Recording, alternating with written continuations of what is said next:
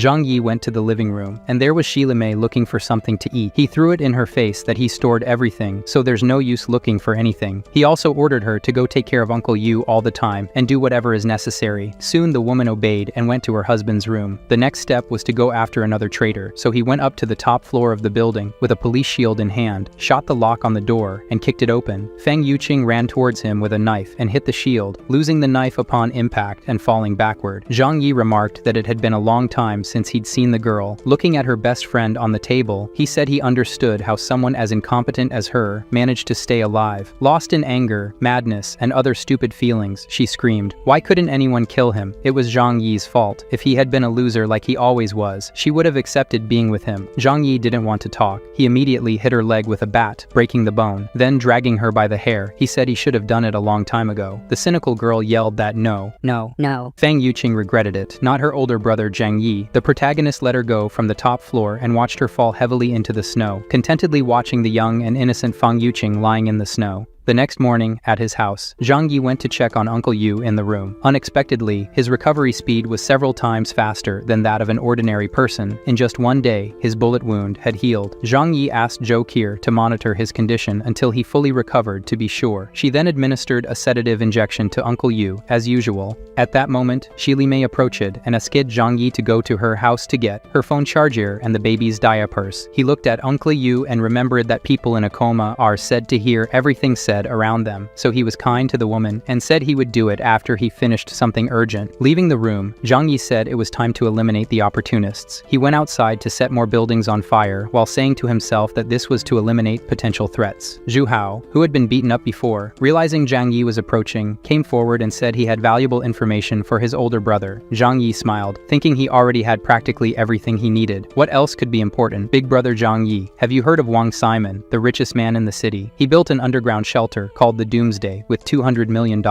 Because Zhang Yi showed interest, Zhu Hao asked to talk in a place where no one could hear. They went to an apartment, and then Zhu Hao spilled the beans. He said that Wang Simon's shelter is in a luxury gated community. Zhang Yi then asked, "So what? What's your reason for telling me this?" Zhu Hao replied, "The point is, there are infinite food supplies there. He wants to be Zhang Yi's helper to rob Wang Simon's underground shelter." The protagonist found this idea ridiculous. No matter what's inside, invading such a secure place isn't worth the risk for him. However, Zhu Hao argues that Wang Simon already knows about Zhang Yi and even contacted him to steal his snowmobile. This information only made Zhang Yi angry. He asked Zhu Hao how he wanted to die. Frightened, the guy shouted that he wouldn't plot anything against Zhang Yi and actually wanted to help him. To make things even clearer, the protagonist shot Zhu Hao next to his head and asked for a good reason to let him live. The guy said that the mansion has plenty of food and he wants to join Zhang Yi to ensure food for himself too. Furthermore, Zhu Hao was friends with Wang Simon, the spoiled rich kid who had everything one could want and still humiliated Zhu Hao in front of girls. He mainly wants to get revenge on Wang Simon. Zhang Yi is very interested in vengeance, so he gives him a chance. The protagonist asks if he knows about the security of the place, how many enemies there are, and similar things. "Tell me now." Fearful, Zhu Hao says he will only give the details if they make a deal first. The protagonist smiles and says he'd prefer to crack his head open. Zhu Hao argues that he knows Zhang Yi has eliminated everyone who's no longer useful to him, so he won't say anything even under threat, since the outcome is the same. After these words, Zhang Yi says Zhu Hao is smart, so he will accept to negotiate. The guy is happy, but Zhang Yi says there are two conditions first. He needs him to help eliminate someone who has been bothering him every day. He takes Zhu Hao to an apartment and tells him there's a secret to share with him. The cunning protagonist takes out a briefcase and leaves the guy scared and confused about what it is. But he admits that joining Zhang Yi will at least ensure his survival, so any risk is worth it. The protagonist takes out a syringe and says he was a professional assassin, and that's how he survived until now. He says it's an assurance. This poison is very common and takes effect in a week. After they take over Wang Simon's shelter, he will give him an antidote. Zhang Yi applies everything and says they will eliminate someone today. Zhu Hao should wait at this person's house right away. When alone, Zhang Yi reveals that it was just saline solution. It was a strategy to reduce the chances of being betrayed. Returning home, he saw Shilime with his Uncle Yu. He went to the room to tell his uncle that he's happy, he's okay, and from now on, he will take care of the three of them as a family, and they will all live together here. It's it's a promise. Hearing this, Zila Mei is very happy and says a promise is a promise. She hands over her baby and says she will bring her and the baby's things from home. Zila Mei thinks that with the baby and Uncle Yu here, Zhang Yi wouldn't be able to lock her out and kick her out of here. With her baby and phone in hand, Zhang Yi notifies that she left and Shu Hao should handle the problem. While the scoundrel plays with the baby, the mother went to open the door of her house, thinking she would never return here. Her surprise was that someone was inside the house. So frightened, the girl couldn't even try to defend herself. She was hit and then received several more attacks. Satisfied, Zhu Hao sent a message saying the trash was taken out. She really won't be going back to her place anymore, nor to Zhang Yi's house. At home, Zhang Yi tells his Uncle Yu that now he and his wife Sheila Mei will also live here, and it will be great. However, Uncle Yu, unlike his wife, says that this is too much. He shouldn't bother Zhang Yi that much. The baby starts crying, and not knowing how to fix it, Zhang Yi hands it over to Jokir. You need to change the diapers. Figure it out, woman. Returning to the room, he went to talk to Uncle Yu again. The uncle says that she's taking too long, and he's worried. Zhang Yi tells Jokir that he'll go look for Zila Mei because she's taking too long. Zhang Yi went to his room to gear up, sent a message to his building group asking all neighbors to gather at apartment 1301. He will distribute rewards and food for everyone. He sends a voice message privately to Shu Hao, telling him not to come if he wants to stay alive. After a while, everyone was happy. All the other buildings were eliminated, and now they can follow Zhang Yi and secure their food. Outside the apartment, the protagonist hears that everyone is there. He doesn't enter, throws 2 grenades inside, and closes the door. Everyone was happy, and out of nowhere, 2 grenades appear. There wasn't even time to blink, and everything went up in flames. The door was completely destroyed. Zhang Yi, hoping he had protected himself with the shield, entered the room to check the chaos. Everything was in pieces. One of them who survived, angry, asks why. They all helped him so much. Why kill them? Without mercy, Zhang Yi says that he helped everyone survive, and now they owe their lives to him. He's just taking what's his. After erasing all the residents of his building, the protagonist says that now he has killed all his enemies from his past life, except for Chen Zhang, because of Jokir. Back home, he goes to talk to Uncle Yu and says that there's trouble. Their neighbors rebelled and eliminated Xie Mei. They were planning with leaders from other buildings to eliminate us. Zhang Yi says he took care of them, but some escaped. The uncle, crying, says it's his fault. Frustrated, he punches the bed and makes Zhang Yi think that his power, apart from healing, is super strength. He tells him to calm down. Zhang Yi says he's also to blame for this. This world is very cruel, but he'll get a new woman for him, and she'll be very attractive. Don't worry. This leaves the old man all shy. One last problem for Zhang Yi is the baby. Jokir says he won't stop crying, and nothing works now. With his eyes, he asks if she has used that. She feels embarrassed, saying that's enough. These are only for Zhang Yi's use. The protagonist says he will get someone who can breastfeed the baby. We didn't see if he talked to Uncle Yu about it, because in the next scene, Zhang Yi was going with the baby to Li Jian's building. Maybe this was the only one the protagonist didn't burn. He called for their leader, Li Jian, and told him he needed him. Zhang Yi asks if he's not afraid. Li Jian says he is, but it's also useless to run away from him. Moreover, coming like this with a baby in his arms doesn't seem like he was here to kill them. He asked them to find a mother to take care of this baby. There's food here for a while, for whoever takes the child. Zhang Yi says he won't do anything against him and his building because he truly knows they won't try anything against him. Li Jian, not very grateful, says he will take care of the child. He even runs to a woman, hands over the child and the food, and tells her to take it because everything here is truly shared. Observing how many people are alive in his building, Zhang Yi asks how they will survive when their food runs out. Li Jian says that when there's no food, they will die with dignity. The protagonist says that the food problem can be solved with the things he burned before. Li Jian firmly says no, and despite everything Zhang Yi did to corrupt Li Jian, he never faltered once, so Zhang Yi says he admires him a lot, and Li Jian also says he admires how Zhang Yi has the power to keep those close to him alive. Thinking for a moment, Li Jian wanted to ask a favor of the protagonist, but Zhang Yi stops him and says no. However, he continues, and says that the protagonist used to deliver food to all the buildings before, so now that there's only one building left, why not help them? Zhang Yi just refuses and leaves, but after thinking for a moment, he changes his mind a little. He says that if he helps his people for a while, everything will go wrong, and they'll end up like the other buildings too. Instead, he gives them all the seeds he had. If they manage to plant them somehow, they will be able to rely on themselves and not on others. These seeds are the last thing they received from him. For the first time since the snow apocalypse began, Zhang Yi helps someone without any ulterior motives. Li Jian asks one of his residents if it's possible to cultivate it, and an elderly biology teacher says it's not impossible. Maybe there's a small chance of success. Meanwhile, in his luxury home, Zhang Yi mentions that the neighbor's issue has been completely resolved, and now the goal is to get their hands on a new fortress. After a while, Jokir returns home and asks if he's finished his work. Yes, Taking off her coat, she asks what he wants to eat. Jokir, all innocent, starts preparing in the kitchen, and the mischievous protagonist holds her back and says she should guess what he wants to eat. She feels awkward, mentioning that her uncle is in the next room, but Zhang Yi says the house has soundproofing and thermal insulation. The next day, Jokir, very tired from all the effort, continued sleeping. Zhang Yi sends a message to Xu Hao, "Come to my house now." It didn't take long for him to arrive. The same person who not long ago was being kicked by others on Zhang Yi's orders was now in his warm house. Out of respect, he sits on the floor and not on the sofa, waiting for the boss. Zhang Yi wants to know about the dealings with Wang Ximeng. Before Xu Hao can speak, the protagonist tells him to shut up and give him his phone. Xu Hao freezes in fear. Why on earth does he want to see his phone? Zhang Yi insists, saying to hurry. He's going to read his conversations with Wang Ximeng.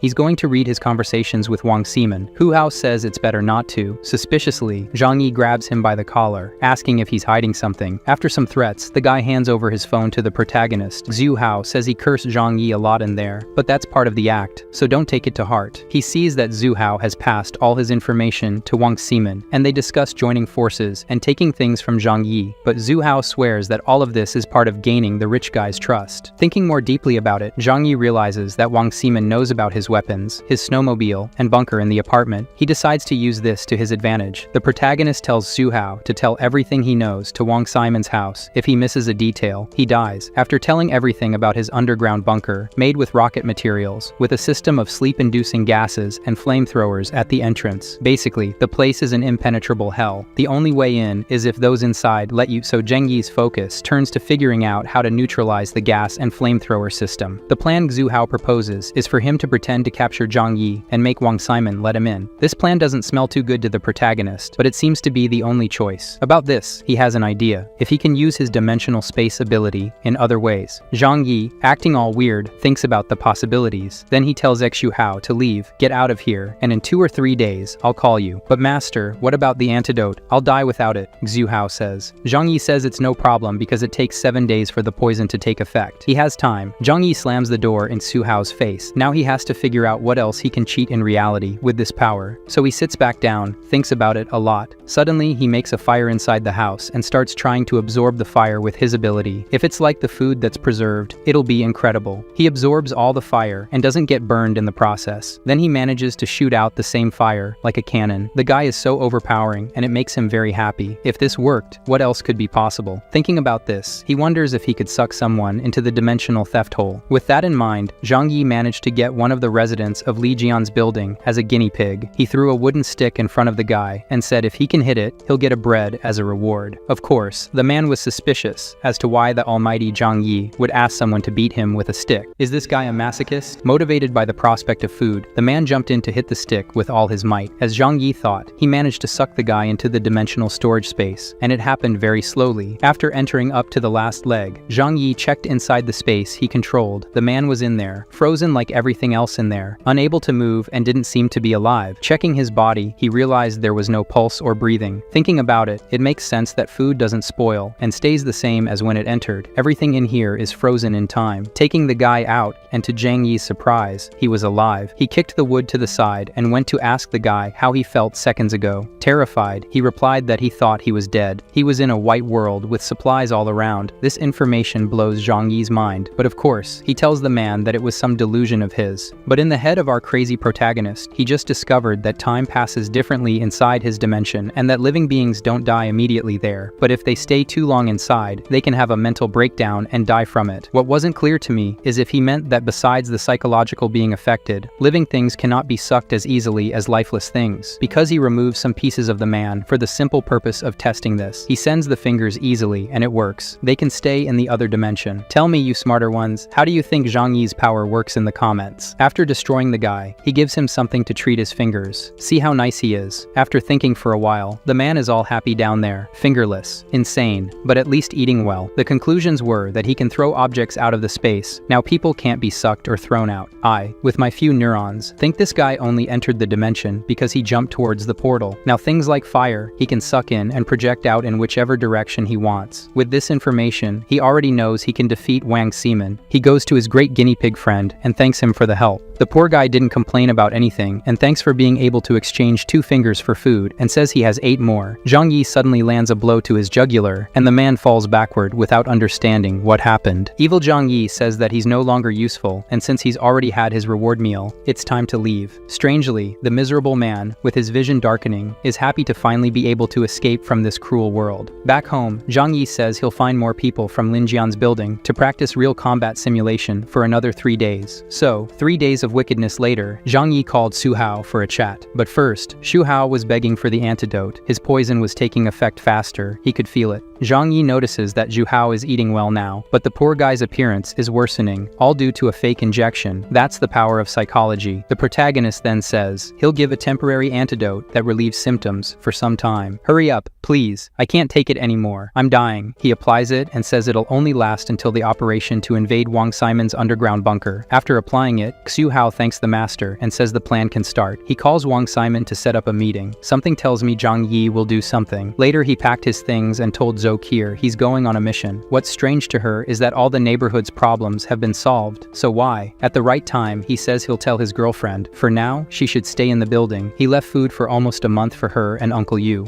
Worried, our lovely Zhou Kier tries to stop him from leaving. It's always dangerous outside. Her man then says he's the danger out there. He gives her a sweet kiss and says everything will be fine. If that's the case, she calms down. Our Zhou Kier is a bit naughty, guys. The mission now is to go to the bunker, but unlike what we expected, Xu Hao is tied up behind. The protagonist explains that they have to keep up appearances. The two walk into the city. After a while, they reach the condominium area, which was the city's richest region. Zhang Yi says since it's the highest place in the city, not even the houses were covered by snow. I didn't quite understand how it works, but the topography of the place makes it snowless. From the entrance of the condominium onward, they go on foot. They won't take the snowmobile to Wang Simon's house. A woman in one of the houses noticed the duo's arrival on a snowmobile. Looking at her empty house without food, she thinks this must be her hope. When they arrived in front of Wang Simon's mansion, it was already dark. In front of the house, Zhang Yi tells Xu Hao to go call the rich boy. Scared of taking a bullet, he goes to the camera to say, "Incredible, legendary, rich and handsome Wang Simon. It's me. I came for the meeting to negotiate the snowmobile." On the other side, the rich kid doesn't understand why they're here today and not tomorrow, which was the agreed upon day. Furthermore, the snowmobile isn't with them. But anyway, Xu Hao says to brother Wang Simon, "Please let us in. This is a unique opportunity to get what you want." Wang Simon makes it clear that if they try anything, they'll be eliminated. Entering the mansion, Zhang Yi realizes that the apartment doesn't even compare to this. Xu Hao goes ahead, afraid of getting a headshot. He says that after that door is indeed his house. They keep walking. The millionaire Wang Simon presses a little button on the computer, and then in the security corridor, defense mechanisms are activated, and gases are injected inside. In the rich kid's cameras, the smoke filled everything, and the screams he heard from the two were of desperation. Upon realizing that everything fell silent, he says it's time to treat the guests very well. What you can't perceive is that within the smoke curtain, Zhang Yi was wearing a gas mask and sucking all the smoke into the dimensional theft space. After a few minutes, the door opens. The plan is to shoot him when he approaches. But to Zhang Yi's surprise, the rich boy didn't come, so he pretended to be unconscious and angry with Xu Hao, who said that only Wang Simon and the beautiful girls lived here. The heavily armed guy knocked on the protagonist to make sure he was knocked out and threw him on the bunk. At that moment, Zhang Yi realized that this person is a famous TV actor and must be Wang Simon's friend. Inside, he threw the two of them on the ground like garbage bags. He tied them up while remarking that the security system was truly incredible. The rich guy remarked that it was obvious, as the bunker cost $1 billion to make. Leaving the two behind, they discussed how Zhang Yi had hidden the snowmobile nearby, so he would go look for it. While the two talked, Zhang Yi released the gas he absorbed in the perfect direction toward the guys. "Hey brother Lin, why are you falling?" "I'm not, but why are you shrinking?" As the men fell to the ground, Zhang Yi had already freed himself. Xu Hao and the two wealthy men were unconscious from the gas, and he was now free. The first thing he did was tie up the two and take their weapons. The guys used gold-plated Desert Eagles. Zhang Yi applied the law of communism and took them for himself. All the places were fancy and large. Walking through the rooms, one of them had an indoor plantation, now clearly belonging to Zhang Yi. Going upstairs, he found game rooms rooms, in one of which were the beautiful girls Xu Hao had mentioned, but it was strange that they were all unconscious. In another room labeled dogs and cats, there were the sights they were seeing and tied-up cosplayers, clothes strewn on the floor. One of them was awake and crying, begging for forgiveness from Mr. Wang Simon, saying they were wrong. Holding onto her legs, she said they just wanted to go out for a bit and could do anything he wanted if he let them. Without heart or empathy, Zhang Yi kicked the girl and said that now he had an idea of what was happening here with the others. A few shots, and the place fell silent. Now in the surveillance room, Zhang Yi said the heart of this madhouse must be here. All the cameras and environments were controlled from here. After walking through the other 200,000 rooms, many of which only opened with a password, he gave up and went back to wake the two rich men up with water in their faces. "Are you awake?" Not understanding how this happened, the rich guy freaks out. Zhang Yi then makes it clear that a magician doesn't reveal his tricks, and now has something more important to discuss. He asks if Wang Simon wants to cooperate with him or not. The answer is yes, as long as he doesn't hurt him. Zhang Yi's condition is to live here with Simon, which shouldn't be a problem in such a big house. Surprised, Wang Simon asks if the protagonist only wanted to live here with them, not kill everyone and take over the place and its girls. He says no, that here is too big to live alone. It would be lonely. Wang, all happy, says that if he wants to be friends, he can. Zhang Yi says that the snow won't last forever, and when it's gone, a poor and unimportant person like him being friends with someone as rich as Wang Simon is the best thing to do. Simon agrees, but internally, he thinks about how Zhang Yi is too afraid to kill him. To release the rich guy, Zhang Yi's condition is for him to teach him how to operate the house's security system, to give him the passwords and everything else. As he has no choice, Simon tells him to promise not to hurt him after he does that. Zhang Yi promises that after that, he will let him go. "I don't kill innocents." With no choice, Wang Simon agrees.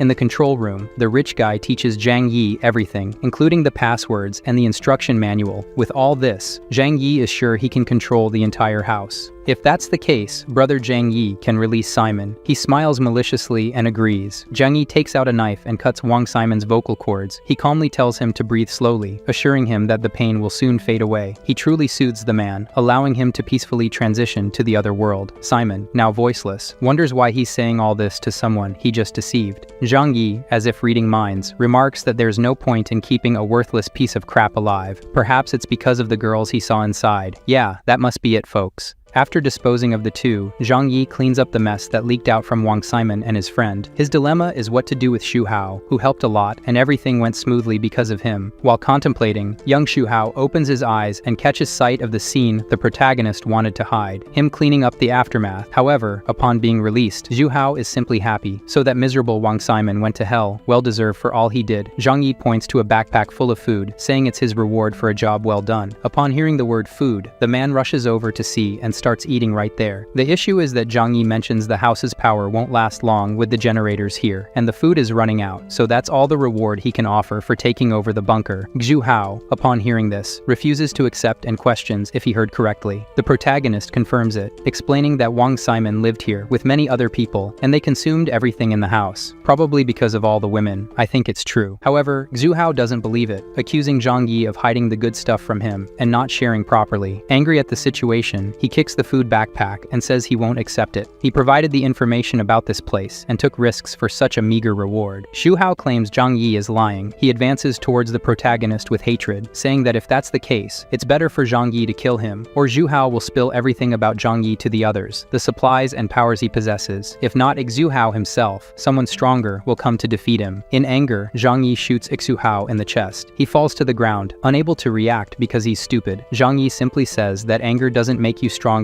only weaker. If you don't have power, you shouldn't confront those who are stronger. Taking back the backpack, Zhang Yi says he was going to let young Xu Hao live, and even gave him the food there, so why did he seek his own death? Later, the protagonist ponders things in the living room, 1,000 thoughts running through the scoundrel's mind. If Jokir were here with him, it would be great. But what about Uncle Yu? Maybe he'll let Uncle stay in the apartment, and he'll move here with Jokir. Now walking through the bar, he says there's only one thing missing. He promised to find a delicious girl for Uncle Yu. How is he going to do that? He can't know that now. He decides to have a drink and see if the TV works. Incredibly, there's cable TV with channels from all over the world. Investigating how this is possible, he finds a network room. The mansion has its own internet server, so he can communicate with the internet via Elon Musk's satellite. Zhang Yi can have information from all over the world with this connection. Searching the computers, he finds many things. The main information is about reports from other countries regarding individuals who gained special abilities. While some control fire, others turn green. However, most became deformed malformed or gained useless characteristics. Anyway, Zhang Yi's conclusion is that if there are people with powers out there, it's another reason for him to stay here in this protected bunker. His main goal now is to immediately go get his woman and move her to this place. As he's about to start his snowmobile, a sweet voice calls out to him. His natural reaction is to pull out his gun and aim. The person in question is the redhead he saw earlier when Zhang Yi arrived. The woman says she has a favor to ask. Immediately, the protagonist recognizes her. Is she Yang Mi, the hottest girl in China in recent years? Every man in the country wants her. It's truly amazing, guys. The girl says she hasn't eaten properly for days and asks if she can go with him. He responds that life is indeed difficult nowadays, even for the rich. But if she wants to go with him, she must give a good reason. The girl asserts that if she receives food, she's willing to accept any condition he wants, making it clear with a mouth gesture, indicating it's really anything. At that moment, Zhang Yi blushes, then starts drooling. The scoundrel's heart is hooked. He regains his composure and tells her to come with him. The two head to the bunker, and at the door, she asks if this isn't Wang Simon's mansion. Zhang Yi says no, this place belongs to him now. Inside, it's warm, so she takes off her coat. She thanks him for letting her in and asks about his relationship with Wang Simon. Without answering, Zhang Yi asks about her relationship with Wang Simon. Do the rich know all the other rich people around? She explains that since their families are very wealthy, they bump into each other at all the fancy places and events. That's all. If that's the case, Zhang Yi says she shouldn't worry about Wang Simon. He's moved out. They have tea to warm their bodies, and then she asks if she can take a shower before they talk more. By all means, she undresses and goes to the shower. Guys, control yourselves. Inside, she thinks the guy is quite charming. If it's to ensure her survival, she can make sacrifices. The girl's plan is to ask to stay with him for a while, just until the extreme cold is over. Imagining what she'll have to give in return, she blushes and tries to convince herself that it's for her own good. It's just a favor exchange. She needs someone to protect her. Coming out of the bathroom, she puts on a towel and goes to him in the living room. The girl asks, straight away, "Can I live here with you?" It's hard for a weak woman to survive alone in such a harsh world. She uses her strongest weapon and says that if it's only for a short time, then nobody will know about their relationship. Zhang Yi takes her hand and goes to get more wine for them. He asks if she really thinks the ice will melt and the world will return to normal. She says it has to. If that's the case, he says, it's okay, but the woman has some conditions. Zhang Yi can't spread the news that she was with him after the global freeze ends, as she's famous and her career would be jeopardized. He agrees. Now Zhang Yi's first rule is for her to obey all his orders. To start, the first order is to burn calories with very pleasurable couple exercises. They must spend a lot of energy together. After many deep movements, Zhang Yi shows her his power by producing a new outfit for her to wear. The girl is surprised and asks if he's a powerful magician. If so, she wants to discuss more things with him right away. She's still in a towel to not lose her natural power, so Zhang Yi, to demonstrate his power better, conjures up a complete meal table with pizza and roast chicken. If she's obedient, the beautiful girl can have this level of comfort. All she needs to do is obey his desires. The woman drools over the food. Zhang Yi tells her to be smart, just accept it already. She's thinking why, as a famous actress, she can't be discovered sleeping with just anyone. She's still worried about her reputation and says she has more conditions. Their agreement is only valid until the freezing in the world ends. Everything they do here is a secret. Gazing at the beauty in front of him, Zhang Yi says she's beautiful. The girl's second condition, which she says with embarrassment and fidgeting, is that she can't be forced to do very perverted things. He has to accept that, and then they can have a colorful friendship. Zhang Yi comes close and says she came to him for help, so she can't ask for too much. Plus, if it's enjoyable for him, it will be for her too. He opens the gates for the girl while she's still hesitant, but in the end, she accepts everything.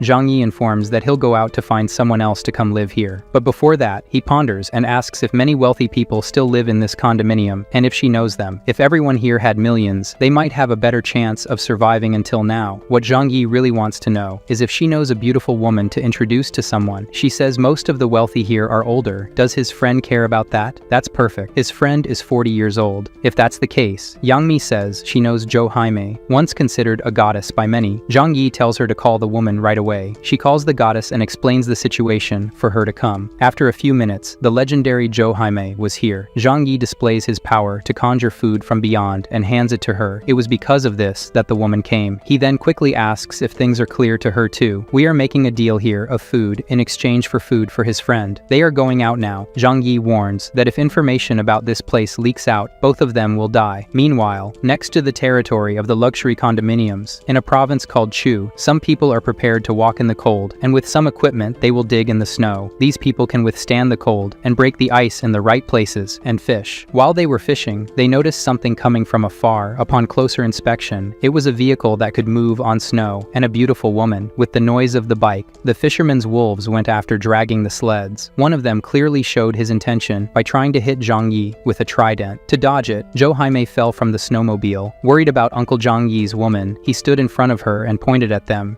Are you aware that I'm armed? The confident lunatics ask how many bullets he has. Can he take them all down? In exchange for this snowmobile, they'll take the risk. Incredibly, Zhang Yi tried to argue that he doesn't need to kill everyone here, but if they did something, it would happen. One of the men says that if he leaves the snowmobile and the woman, he can leave alive. Jaime behind thought this was a real possibility and got scared. However, firmly Zhang Yi asked if they were crazy. Thank you for watching. Don't forget to subscribe to the channel so you don't miss out on upcoming videos. Leave a like if you enjoyed it and share with your friends. See you in the next video. Bye for now.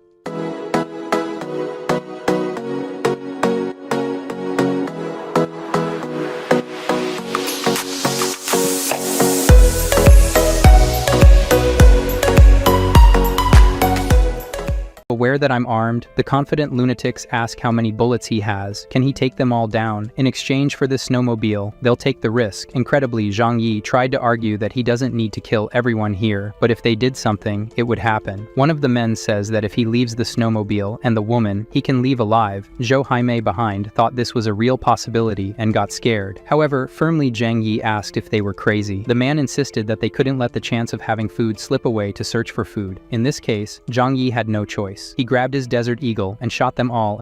The idiot was the first to take a shot to the forehead, with the noise attracting the dogs, so Zhang Yi, using his storage skill, sucked the wolves into the dimensional space. Girl Jaime climbed back onto the snowmobile, and they continued to flee. People returned, but all they found were their brothers' bodies in the snow. They also noticed that the dogs were gone. The men looked around and couldn't see where the dogs were. This outsider killed their people and stole their dogs. This couldn't end like this. They would have to seek revenge. Carrying the bodies, they returned to their village. In their village there's a castle, and inside there's an otaku hugging a Dakimakura pillow. Are you guys like that too? There's no point in lying, I know. The villagers defeated by Zhang Yi returned and went to talk to the otaku in his room. They were disgusted with everything here, asking if he wouldn't prefer a real woman who isn't 2D. The boy is lost in this world, so they need to pull his blanket to wake him up. The situation is so serious that he doesn't even realize there are people in his room watching him date. Wait outside, I'm dating. Sometime later, he left his wife and went to talk to the men. They tell him about a man who has a snowmobile and a beautiful 3D woman. They need that snowmobile and also need to avenge their brother's deaths. The reason they came to the chubby guy is that this outsider may have powers just like the otaku. They want him to help capture Zhang Yi and get the snowmobile for them. The otaku, who seems very important, says that God gave him this power, so he must have sent this person with powers to make him even stronger. Chun will accept the challenge and hunt down this person. The elders affirm that their tribe cannot be intimidated, and what the otaku is doing is noble. They rely on young Chun. Sometime later, Zhang Yi and Jaime arrive at the building where their safe house is located. The woman seems sad about the situation. The reason for her sadness is that, in the current situation, she has no other choice. To survive, she must accept being someone else's woman, whom she doesn't even know. When they arrive, Jokir will receive her unfaithful boyfriend. He has been working for so many days away, so he must be tired. Upon realizing the presence of another maiden, Jokir, embarrassed, says she didn't know Zhang Yi liked older women. The protagonist tells the guest to sit down, and leaving the room, he tells Jokir that this person is not for him. She came to meet Uncle Yu, but Zhang Yi asserts that there's nothing wrong with older women. Leaving that aside, how is Uncle Yu? He healed in a week. A normal person would take 3 months to heal. The old man is as good as new. The protagonist's orders were for Jokir always to apply sedatives to restrain his uncle, but now it's time for him to leave the cage. Zhang Yi's concern is that there are others out there with powers. Building a good relationship and keeping his Uncle Yu in good condition are his interests. Together, they are stronger. Inside the room, Uncle Yu was doing very well. He said he was very happy and grateful for everything his nephew did for him. Besides saving his life, he now looks handsome. Uncle Yu feels much stronger now. To demonstrate this, he puts his hand on the bed to try to break it. However, Zhang Yi, impressed, tells him to calm down. Uncle Yu shouldn't think he's a monster. In fact, he has just awakened. He gives an example that before he was a tadpole, but now he's a frog. To help, Zhang Yi reveals his power as well, making it clear to Uncle Yu how he always had so much food. Because of his excitement, Uncle slapped the bed and broke it, causing it to fall to the ground. Zhang Yi asks if he's okay. He says yes. He just needs to get used to his strength. The protagonist asks his uncle if he wanted a wife. He has something for him. Zhang Yi takes him to the living room and shows him his gift. Immediately, he recognizes, "Could you be Zhou Hai Mei?" She says yes and asks if he's Uncle Yu. Look at how excited the old man gets. Zhang Yi says that this house will be theirs and they can get to know each other and live here together. Zhang Yi will move elsewhere with Zhou Qi. They prepare to leave. Zhang Yi tells Uncle Yu that this snowmobile will be his gift, to use it and get food now. His uncle is very honest, saying that this is too much. The snowmobile is important to Zhang Yi. However, the protagonist shows his new ride, a snow-going car. Now it's no secret to anyone that he has powers, and everyone is shocked by this. The two of them go by car to their new home. Along the way, Zhou Qi asks if their new home is beautiful. He replies yes, it's very spacious and comfortable, nothing like their apartment. Along the way, Zhang Yi warns that there is another person at home. He's warning her in advance to be prepared. Zhou Qi sulks because it's obvious it must be another woman. In this way, Zhang Yi reassures his wife, saying that it's just someone who will help with housework every day. Initially, she asks if it's only for this reason, and he says yes, she is the only one in his heart. After that, Zhou Qi calms down and becomes happy. Zhang Yi is relieved because he doesn't need a disobedient woman. On the way, they face a heavy snowstorm until something stronger than the snow hits the car, a tornado. Realizing this, the tornado was pushing the car, so Zhang Yi uses his ability and sucks the entire snow tornado into another dimension. However, right after that, another different tornado threatens them. At this moment, Zhang Yi realizes that there must be another person with abilities like his uncle, so he turns around and flees. More snow tornadoes come their way, and just like before, he absorbs them with his storage power. The culprit behind this was the otaku. These attacks are very exhausting, so now he's at his limit. The others with him ask if he's okay. He says yes, but he needs to rest a bit. Now that they've confirmed the enemy's powers, they are worried. Zhang Yi stops the car and takes a rifle from his storage. He deduces that his opponent must tire out a lot with their attacks, so he must retaliate while they recover. Zhang Yi gets out of his car and shoots at the snowbank. One of them is hit in the leg and shouts for help. Only two remain. The otaku still wonders how he can see them hidden, so Zhang Yi shoots several more times. Chun attacks with tornadoes, but his attacks are easily nullified. Despite giving his all, he is completely neutralized. How can he be so powerful? With this, Zhang Yi says they must have realized the difference in power. They are not reacting anymore. However, continuing this fight here could be dangerous for Zhou Qi. Zhang Yi shouts that if they have the courage, they should come after him, but now the fight will be on his turf. Zhang Yi returns to the car, and she calms down very quickly and asks if he has killed them all. He says no, so you'll come back for revenge later. She asks this because she already knows her boyfriend and knows he's like that. They continue on their way, leaving the defeated ones behind, but at least everyone is alive. In the bunker, his red-haired girl was lying down until now, waiting for him to return. This happened, and as soon as the protagonist arrived, he went to inform Yang Mi that she should come and meet his new friend. She asks if the friend is engaged to him or something. It's something like that. Zhang Yi hands her new clothes to wear and come downstairs now, and let's face it, she looks very good in that outfit. Determined to claim territory, Yang Mi dresses up and puts on makeup to meet her rival. As she descends the stairs, Zhang Yi is excited about it. Following behind is the beautiful redhead. When the two girls see each other, they are startled, and Zhou Qi approaches Yang Mi with fists clenched, hinting at a possible fight. Zhang Yi intervenes and asks if they already know each other. Zhou Qi confirms that she's her cousin. Surprised, Zhang Yi stands between them and asks if it's all getting a bit too serious. Yang Mi asks him not to let her cousin know about their relationship, but Zhang Yi questions if there is indeed a relationship. The shy girl wonders if their agreement isn't just a temporary arrangement. They are cousins, and their families are famous in the medical field. Zhou Qi doesn't like her cousin because, according to her, Yang Mi embarrasses the family name. People in their social circles mock them because Yang Mi chose to work in the entertainment industry. Zhou Qi complains that the worst part is her cousin's poor acting skills. Zhang Yi asks why that's a problem. It's because Yang Mi uses her looks to promote herself, and that vulgarity makes others mock their family. Zhang Yi intervenes again, stating that it's all in the past, and there's no longer such a social circle. From now on, they will have to live together peacefully. He decides to show them around the new house and their responsibilities there. When they see the cultivation room, they get excited about taking care of the plants, as these gardens are their responsibility. Yang Mi thanks the protagonist for keeping her secret. She suggests they can maintain their relationship, but keep it a secret. Zhang Yi nods in agreement, respecting her opinion. However, he wonders how he'll manage their three-way relationship now. To express her gratitude, Yang Mi offers to cook for them and heads to the kitchen. Later, while searching for ingredients, she finds there's nothing in the pantry. As she searches, Zhang Yi sneakily approaches her and whispers in her ear, making her blush as she wonders what he's up to. What are you doing, and what if your fiancé finds out? He ignores her concerns and retrieves ingredients from his dimensional personal storage, telling her this is how they'll eat from now on. Even though she's aware of his powers, she's impressed, as are we by other things. He pats her bottom playfully and eagerly anticipates the meal. After a while, the food is ready and they can start eating. Apprehensive about whether they'll like it, Jokir tastes it first and remarks that it's too salty. Embarrassed, Zhang Yi admits she couldn't concentrate with everything going on. Sensing the tension between the cousins, Zhang Yi decides to take advantage. He starts being affectionate with Jokir, feeding her, and she responds by being cute and happy, showing off to her cousin. Even though she pretends not to care, she keeps up the display throughout dinner. Later, as they lie in bed, Jokir asks which of them is better. Zhang Yi pets her head and says, "Of course you, it's her." Jokir is his personal doctor, so she's more important. Not to mention, she's the most beautiful. Zhang Yi kisses her forehead and hugs her as they drift off to sleep. In this cute moment, the protagonist reflects that love is nonsense. Everything is about interests. In the following days, Zhang Yi practices his archery skills daily. At one point, he receives a call on his cell phone. Without caring who it might be, he declines the call and blocks the number. Nothing outside this place matters to him. However, mysteriously, the blocked number calls again, making him furious. How is this possible? He hangs up and blocks it again, but the number calls once more. Now he's driven crazy by it, and then the phone answers the call on its own. The person on the line asks why he won't answer their calls. Zhang Yi listens and learns that the person knows his personal information, including his date of birth, ID number, and everything that should be kept secret. Finally, the caller mentions his mansion. The caller says it's simple. This hacker wants Zhang Yi to provide food, clothing, and drinks in exchange for not spreading his information. The protagonist questions if he really thinks this information is important. However, the chubby man on the other end of the line claims to have evidence that Zhang Yi stole from the Walmart warehouse. If he spreads this, the right and powerful people from the entire city will come after him because they know he must have a lot of food. The chubby guy reveals his identity and where he used to work before the disaster. Even Zhang Yi is aware of the company this hacker works for, so if he knows all this, he might have taken control of the security systems of this mansion. Zhang Yi tries to convince the man that he doesn't have that much food, but it doesn't work. Despite Zhang Yi being furious at being blackmailed in this way, he listens to the man's demands. This mansion relies on security cameras, alarms, digital locks, and other things. The man threatens that if he disables these, at any moment he could be attacked in his bunker. The chubby guy says he must deliver everything requested to his address at Villa 302. If Zhang Yi tries anything, he will know, and he will fulfill the threat of leaking all his secrets.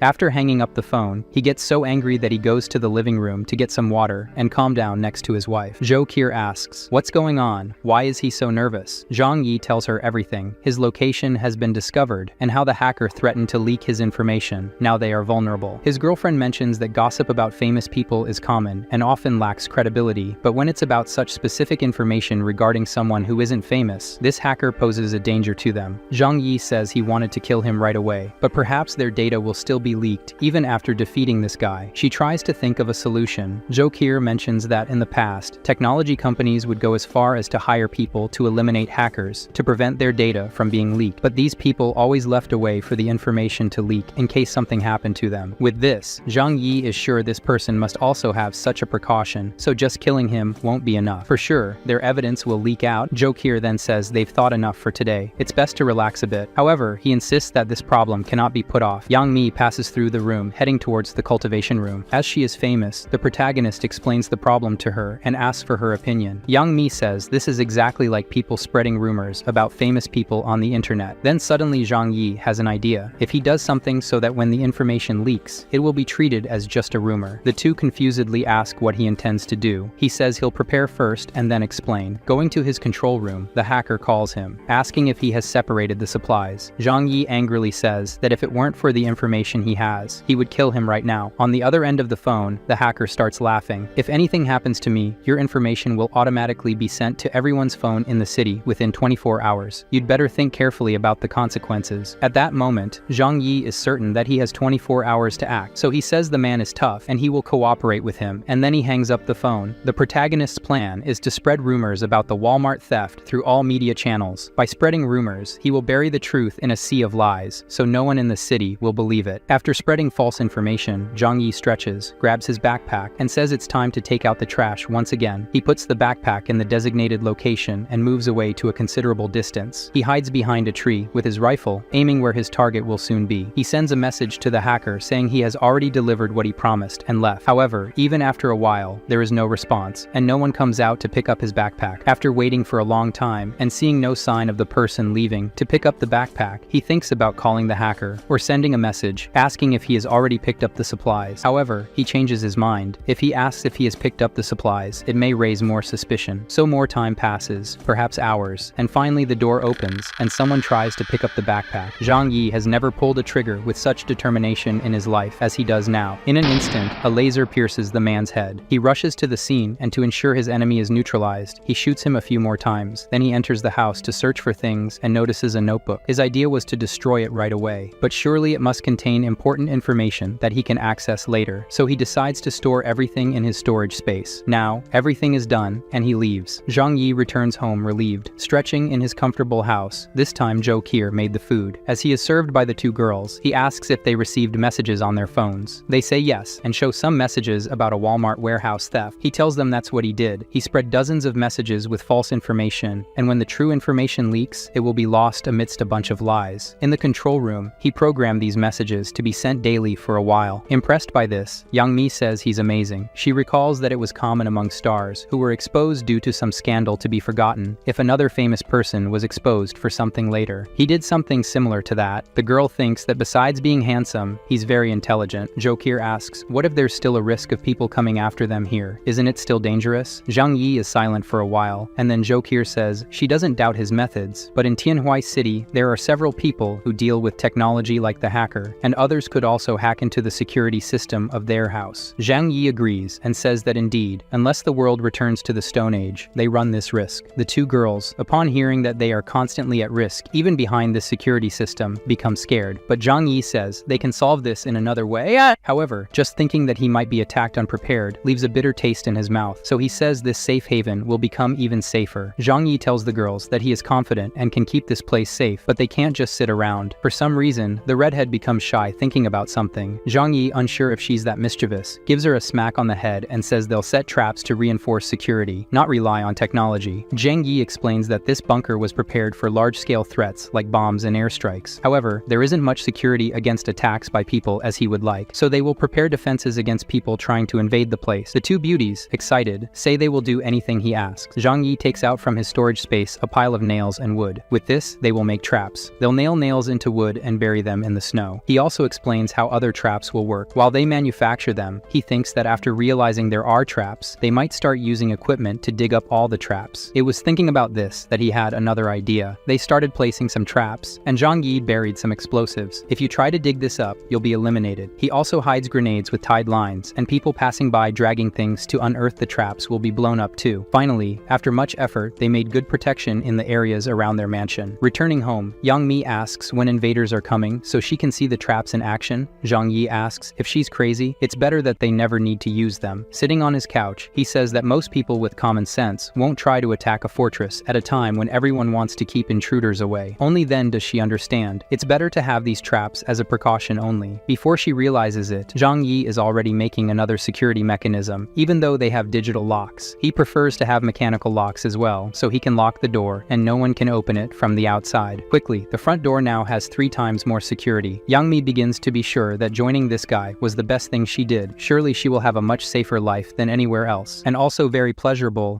Even with these measures, Zhang Yi says it would be good to have someone who is great at internet and security with them, so they could be sure that the digital security of the house would be truly secure. Yang Mi comments that if Shinshin were here, it would be great. Zhou Qier then asks if Shinshin was living in the city and if she should be alive. This girl is Yang Mi's sister and a computer prodigy. Because she is wheelchair-bound, she loves computers and technology. The two girls living with him are beautiful, and it's no wonder they resemble each other. They're cousins. Interestingly, they themselves mention another cousin who's a technology expert. Perhaps she could take care of the house's security. The first thing Zhang Yi wondered is if this girl is as pretty as the other two. And you know what? She's wheelchair-bound, but for him, that doesn't matter at all. What matters is being beautiful for him to engage in mischief. Hearing this, Zhang Yi asks how they can find her. Yang Mi says they haven't heard from her in a while. She doesn't answer their calls. She hopes her sister is alive and safe. Zhang Yi suggests that maybe she's too smart to want to talk to them, and that's why she hasn't responded. The girl gets angry at this. He continues, saying that perhaps everyone in her family are geniuses, and she's the only one without any qualifications. Young Mi gets mad again at the protagonist for being mean. He says it's okay. At least she's beautiful, and that's as valuable as being smart. However, at this moment, they have more important things to worry about in the coming days. He spent the next few days training his new archery skill, and it seems now he can reinforce his projects and shoot targets with more precision. This new skill he might be able to use on his own body. Upon testing, he realizes that he might be considered invincible now. However, with the little use he made of it, his stomach growls with hunger. Apparently, the more powerful the ability, the more it consumes his body's energy. So, I wonder how much energy it takes to put things in another dimension. If energy is needed to use his powers, he who has an unlimited food supply can use as much power as he wants, while other people who don't have as much food won't be able to use their powers freely. In a secret defense location, the head of the facility is concerned about the military base's electrical energy limitation. His secretary approaches him with the reports and informs that they received the analysis of recent information. According to her, various pieces of information about a supermarket robbery that happened months ago were reported, but among the messages, one is special. She mentions a man named Zhang Yi as responsible for the theft of a large warehouse. The report regarding this Zhang Yi indicates that he was a warehouse supervisor and the main suspect in the theft of supplies. Hearing that the young supervisor was responsible for planning a robbery that even the police couldn't uncover, the man doubts and belittles the protagonist. He asserts that this information is also undoubtedly false. However, at the insistence of his employee, he decides to send people to investigate this Zhang Yi's base. Now, in another location, in the castle where the otaku who lost to Zhang Yi resides, he cries and tastes defeat. Chun thought he had godlike powers, but unfortunately, he has just discovered that he's not the protagonist of this world. He wonders if he's merely a mere supporting character, while Zhang Yi is the true protagonist, blessed by God. As he lamented, Chun also received on his phone the leaked report mentioning that Zhang Yi is responsible for the theft of goods from a large warehouse months ago. This piqued his interest. Chun conducted some research and found out that Zhang Yi is associated with a past cargo theft, so considering how he faced him, he could have used those same powers to rob the warehouse. Chun deduces that Zhang Yi has something related to space, and that he can put things in an alternate space. Realizing how absurd this ability would be, he becomes sad again and lies down on the bed, feeling weak compared to the protagonist. Speaking with his wife, Chun asks if Zhang Yi is the protagonist of this life, and if he's a villain or just a supporting character. Against that person, Chun absolutely couldn't win. He then thinks whether it would be better to try to befriend him instead of facing him. Content with this idea, he decides to warn the villagers. Rushing to his grandfather, he asserts that that person is very powerful, and they shouldn't confront him. He tells everything he knows, how Zhang Yi is powerful, and can nullify his abilities. Moreover, he must have an even more incredible ability. So, Chun says they should avoid Zhang Yi's area, and find ways not to confront him. The otaku Chun talks about the recent leaked news that the protagonist was a warehouse supervisor at Walmart, who stole all the goods. He has the power to keep all that under his possession, but instead of convincing the old man that Zhang Yi was too powerful to face, it only motivates him further. The old man's thought is, if they could steal what the protagonist has, they would never go hungry for a long time. Reluctantly and with fear, Chun says they're crazy, but the old man underestimates him, saying he was just a supervisor. What could he do against the entire Shu family? Meanwhile, everything is calm in his comfortable home. Zhang Yi is eating with his wives. While Young Mi was saying something, she hears a noise at the window. Zhang Yi says it's okay and goes to check it out. He goes to the window to look. Using his binoculars, he notices many people approaching his house. He takes out his rifle to observe better. His intention is simply to let his traps do their job. One of them steps on the first trap and feels a lot of pain. Another person tells them to help him and take him back. The old leader of the tribe warns that there may be hidden traps.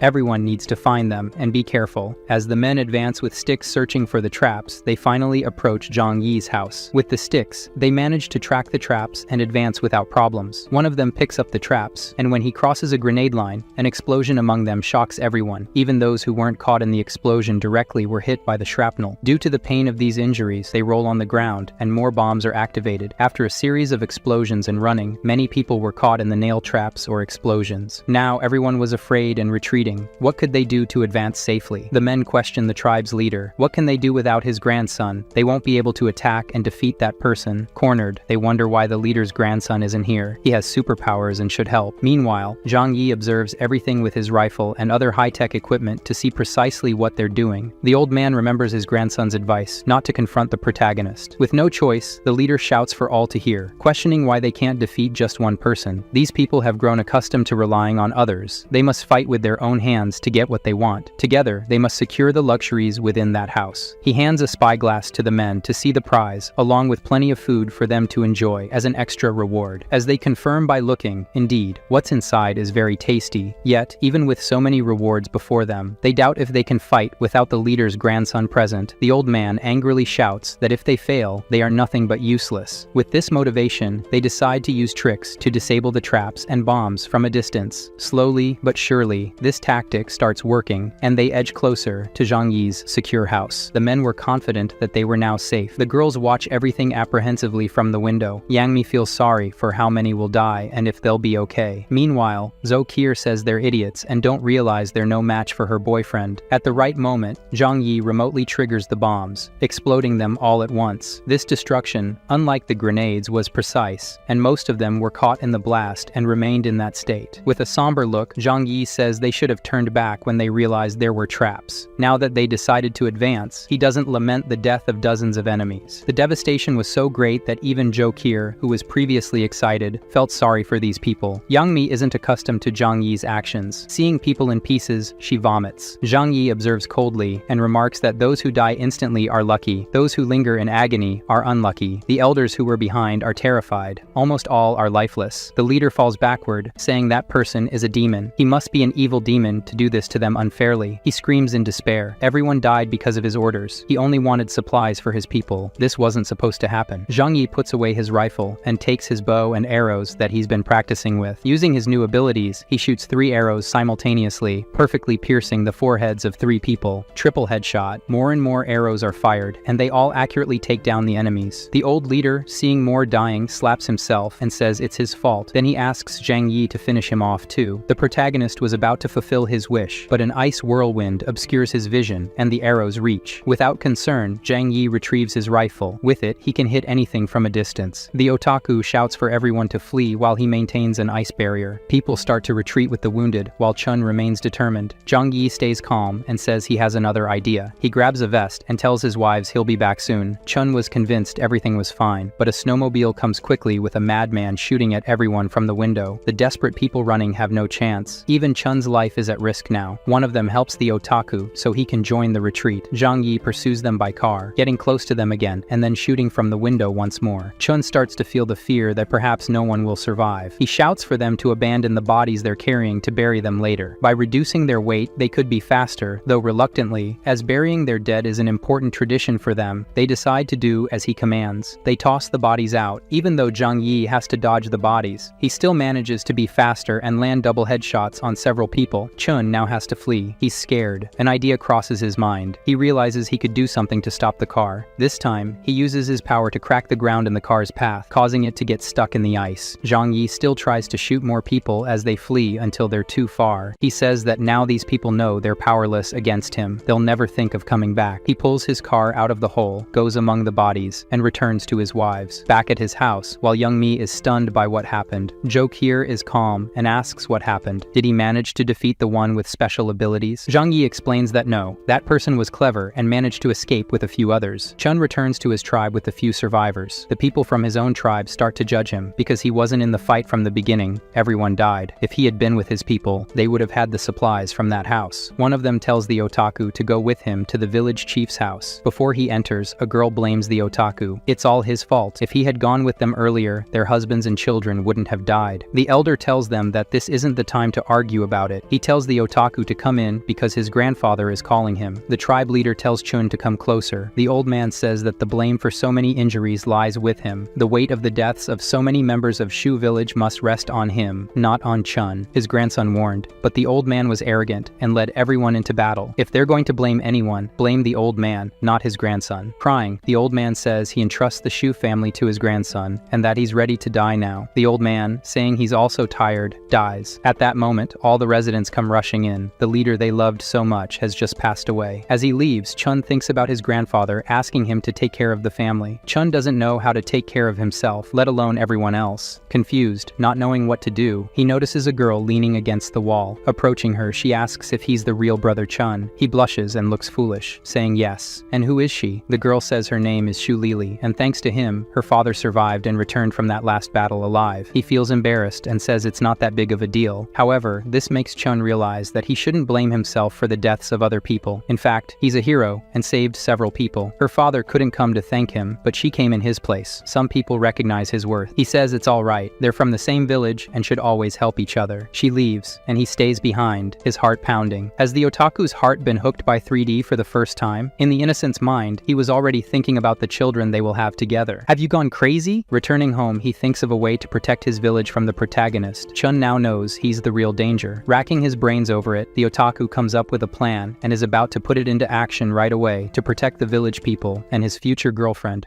Yeah, boy. We go back to the protagonist preparing more traps to replace the ones already used. His thought is that as soon as he gets a chance, he'll finish off all those who came to attack him. Then, back inside, Zhang Yi is exhausted from so much work, so the two girls come to help the legendary pervert relax. I didn't understand where Joke here wanted to massage, but I think it should be nice. During the relaxation time, Zhang Yi sees his phone ringing. He picks up his Xiaomi and wonders who it could be this time. Hello, who's this? On the phone, the person says their name is Chun Lei from Shu Town, but that doesn't matter. He explains that thanks to the protagonist, he met his beloved, so he wants a chance to reconcile with him. Zhang Yi questions if these people from Shu Town tried to attack him before. Chun says yes, so the protagonist immediately asks, now that you realize you can't beat him, you want to make peace? The otaku agrees that it's their fault. Indeed, his people were hasty and attacked him. So, as an apology, Zhang Yi can make a request to Chun, anything, and he'll do it. Only now does the protagonist ask who he is to speak on behalf of Shu Village. Does he represent the people of this village? And if he says yes, how can he prove it? Zhang Yi, confidently in the best place in the world, then says he's the person with powers who fought Zhang Yi twice already. Surprised by this, the protagonist says he now accepts to negotiate and asks again, can he make any request? Chun says yes, anything. So Zhang Yi says what he wants. I want you, Chun. In the protagonist's mind, he wants to recruit the otaku and use his powers, but in the degenerate otaku's mind, he thinks Zhang Yi wants his naked body. Big brother, I don't like men. No, you idiot, I'm interested in your powers. If he really wants to reconcile with Zhang Yi and prevent him from attacking his people, before that, he has to prove he's qualified, so they have to meet in person. The otaku didn't want this at all, but Zhang Yi says it's either this, or he'll destroy his people. Chun doesn't want to meet the protagonist, arguing that if he leaves his people alive, in the future, they can unite to face an external enemy if necessary. Please, let's make a deal without me having to come to you. Zhang Yi responds that the biggest enemy is Shu Village now. He stands up from the couch and says, if he doesn't do this, they will be my enemies. It all depends on the otaku now. Without waiting, Zhang Yi warns that he must come to his house at 2:30 this afternoon, and then he hangs up without waiting for a response. The otaku falls to his knees, thinking he's dead now. He's going to die in his prime, just when he was planning to fulfill his desires with his new love. Meanwhile, Zhang Yi thought that with the otaku's power, he has unlimited potential. He can do many things, and he never thought about it. It's certain that this power is better than Uncle Yu's power. He'll decide on the spot whether it's better to make this guy his ally or to eliminate him. Still tired from setting up the traps earlier, he goes to his room and sleeps reading a book. Sometime later, Yang Mi goes to him, saying she's here to keep him company. Embarrassed about what he might want to do, Zhang Yi just says he needs a better pillow. He lies on her lap and says that's great. Then he puts his head there and takes a sniff. He says it's much better this way. Zhang Yi tells her to wake him up at exactly 2 o'clock. Blushing, Yang Mi tries to resist from moaning, saying it's okay.